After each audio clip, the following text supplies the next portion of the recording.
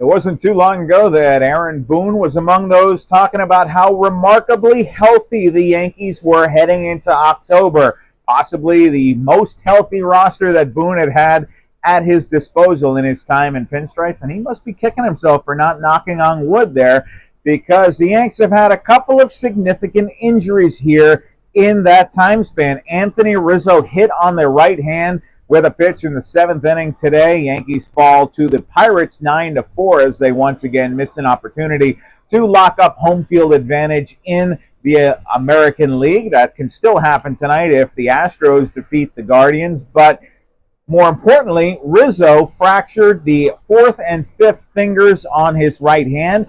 Boone didn't want to rule him out for the postseason, but chances are he's not going to be ready for the ALDS. They tried to get Rizzo back in the field, but he couldn't get the glove on. And according to Boone, by way of team physician Chris Ahmad, this is going to be a pain tolerance issue. And Rizzo is tough. Look, he's been hit 222 times in his career. That's the most among active players. He's played through pain a lot, but that's asking a lot. That's for a right-handed batter. That's your follow-through hand there, and as well as his glove hand. That's asking a lot for a first baseman there. So if Rizzo is not available to go, they could go with Oswaldo Cabrera at first base, or they could call up Ben Rice, who, of course, Rice stepped in when Rizzo fractured his arm back in June, that collision at Fenway Park. Had some big games, including a 3-homer game against Boston, but hit below the Mendoza line. He has performed well since going to AAA. I think he's got 7 homers since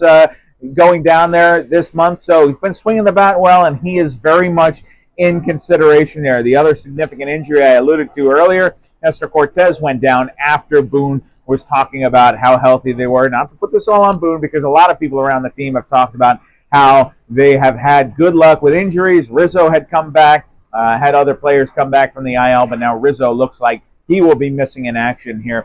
Let's talk about this game a little bit, and player of the game for me was Paul Skeens. I know he only pitched 2 innings, but boy, that was one of the most impressive pitching performances I've seen all year. He carved up the Yankee lineup, went right through Juan Soto, Aaron Judge like they were butter. And that one of the best pitches I think you're going to see all year was that 100-mile-an-hour pitch on the inside corner to Soto. I don't know what you do with that. And if you swing the bat at it, happens what happened to Giancarlo Stanton. You shatter your bat and hit a weak ground ball back to the mound. Just very, very impressive. I wish that he would have pitched a little bit more. I wanted to see more of him. Been out watching from afar, of course, but seeing it in person a little bit different. Luis Gil put the finishing touches on his season, and though this one did not go the way he wanted to, giving up a season-high, career-high 4 home runs and allowing 6 runs, this is still a season that I think is going to have him very much in the discussion for the American League Rookie of the Year. This did not help him here tonight, but you look at his numbers here. He finishes the year 15-7 with a 3.50 ERA in 29 starts. His 171 strikeouts. That is tied with Spencer Arrighetti of Houston for the lead among rookies. He leads all AL rookies in ERA, wins, starts, innings, opponent batting average, whip, and winning percentage. So I think it really, I saw some tweets out there, people saying, oh, he's not going to get it because of this start. I don't think so. I think that people are going to zoom out, look at the full season, and say that, hey, this guy stepped in out of nowhere in spring training,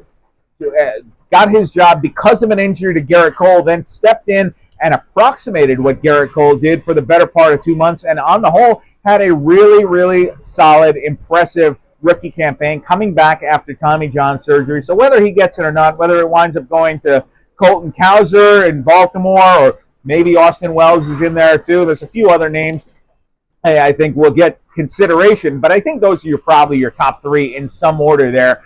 Heel, Wells, and Cowser. Maybe it winds up being Cowser, but that does not detract from what Luis Gil did, where the Yankees would not be in this position if not for him. So that's the hokey pokey. That's what it's all about. Once again, your final score here at Yankee Stadium was was the Pirates 9 and the Yanks 4. By the way, Aaron Judge 0 for 5 with 5 strikeouts in this one after getting a day off. That snaps his string of 5 consecutive games with a home run. So the Yanks play game 162 tomorrow. Clark Schmidt will be on the mound, and something to watch here, as still some debate as how the Yankees are going to set that pitching rotation for the ALDS. Obviously, Garrett Cole gets the game 1 start. Carlos Rodon, I would think, would be your 2, although you could move him to 3 and have somebody else go 2, depending on matchup, and that's probably going to be between Heel and Schmidt. See you tomorrow.